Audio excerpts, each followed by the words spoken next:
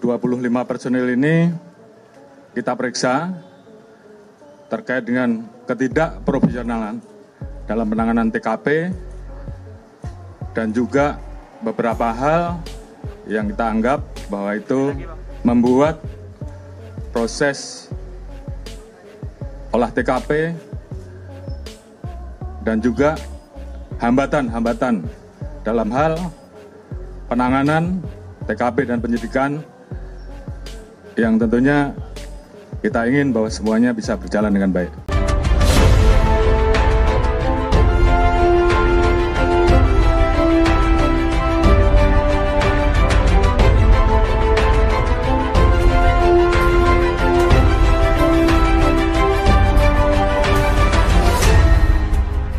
Tonton video ini sampai selesai agar Anda tidak gagal paham.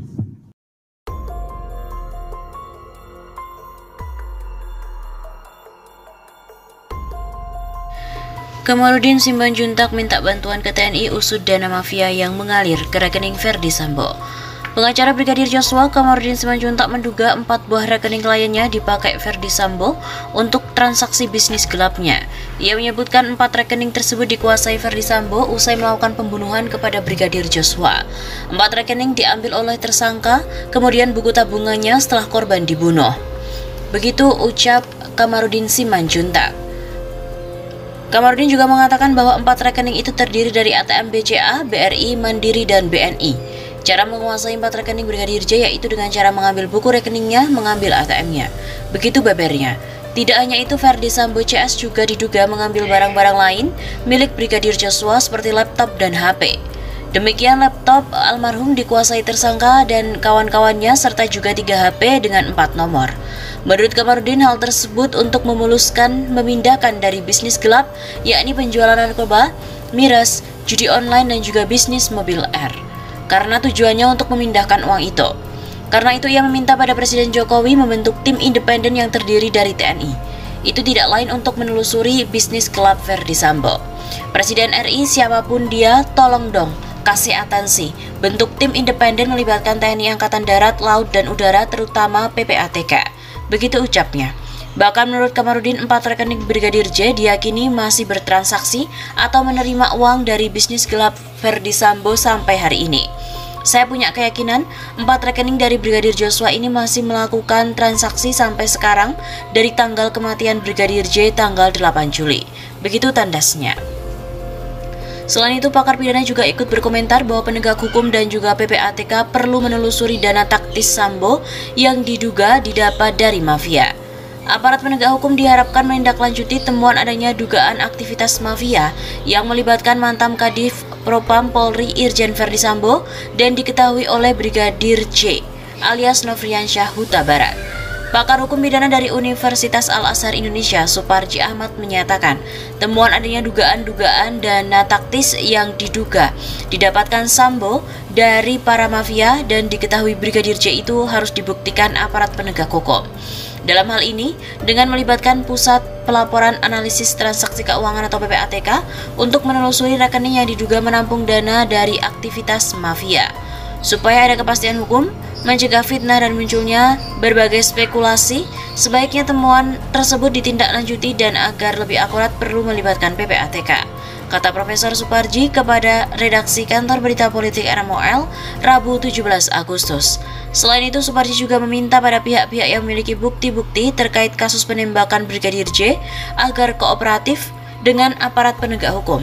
Itu tidak lain agar kasus yang menetapkan Ferdi Sambo sebagai tersangka itu semakin terang benderang. Jika ada pihak yang punya bukti, sebaiknya mendukung untuk membuat terang benderang perkara ini secara prosedural, proporsional, dan sesuai kewenangannya. Pungkasnya, motif kasus pembunuhan Brigadir J yang didalangi oleh mantan Kadif Propam Polri Irjen Ferdi Sambo di rumah dinasnya di Kompleks Polri Duren 3 Jakarta Selatan belum juga terungkap. Pengacara Brigadir J, Kamarudin Simanjuntak, mengatakan dugaan motif kenapa Brigadir J dihabisi bukan karena persoalan pelecehan atau bahkan melukai harkat martabat keluarga yang diungkapkan Ferdi Sambo pada penyidik, melainkan adanya aktivitas mafia yang diketahui oleh Brigadir J. Ada motifnya dengan mafia ini ada kaitannya dengan dana-dana taktis itu. Hal itu sebabnya 4 nomor rekening Joshua ini sudah dikuasai oleh si tersangka. kata Kamarudin saat menjadi narasumber program Kabar Petang di TV One Senin 15 Agustus, yaitu dengan cara mengambil bukunya dan mengambil ATM-nya. Demikian juga laptop almarhum dikuasai tersangka, juga gawainya dengan 4 nomor, karena tujuannya untuk memindahkan uang dari mafia itu. Begitu pungkasnya.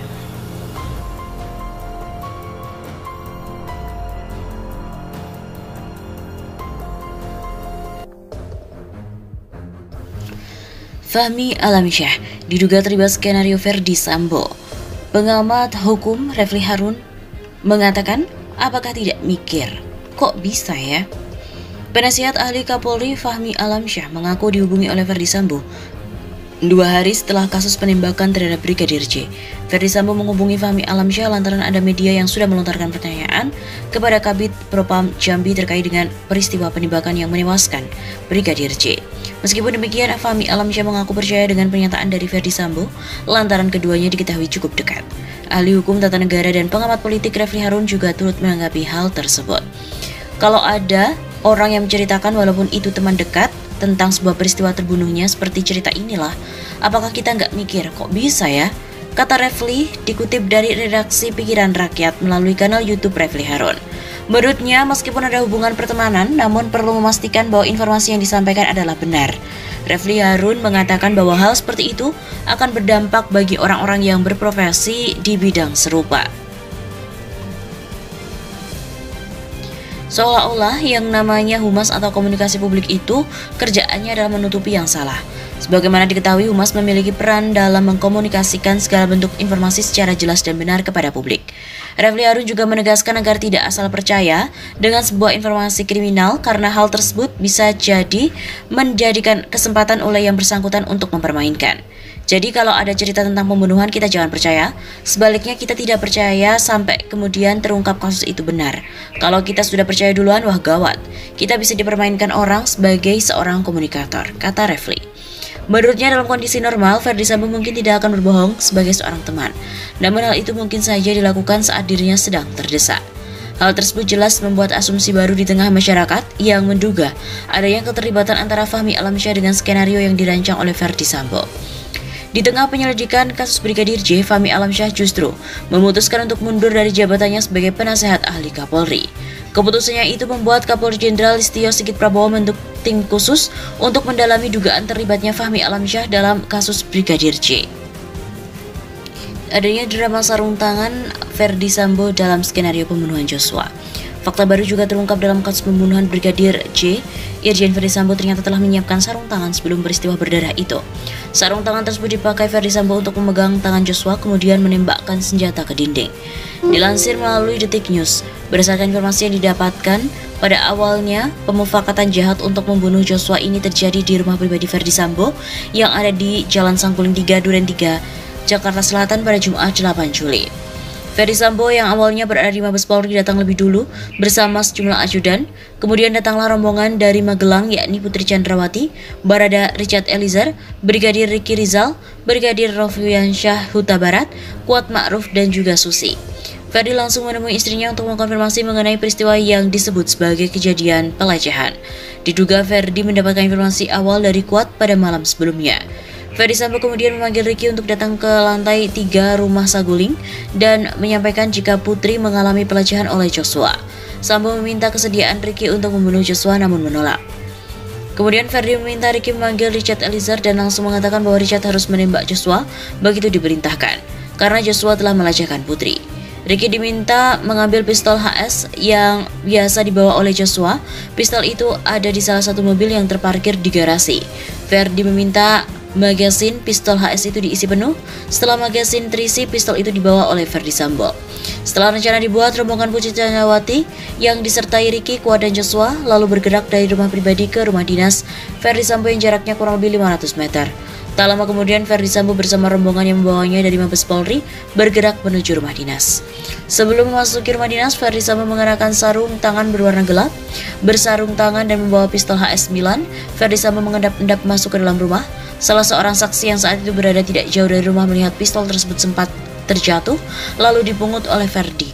Sambo juga tak menyadari aksinya memungut kembali pistol yang jatuh itu dilihat oleh seorang saksi.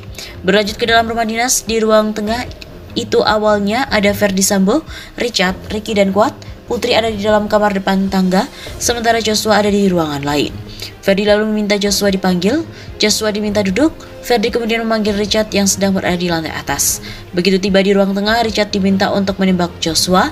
Sempat ragu, setelah diteriaki setidaknya 3 kali, Richard akhirnya menembak Joshua. Usai insiden berdarah, Sambo kemudian memegangkan pistol HS-9 ke tangan Joshua. Dari posisi itu, Ferdi menembak ke dinding agar seolah-olah terjadi tembak-menembak. Mengenai kejadian itu telah diungkap oleh Kapolri Jenderal Listio Sigit Prabowo.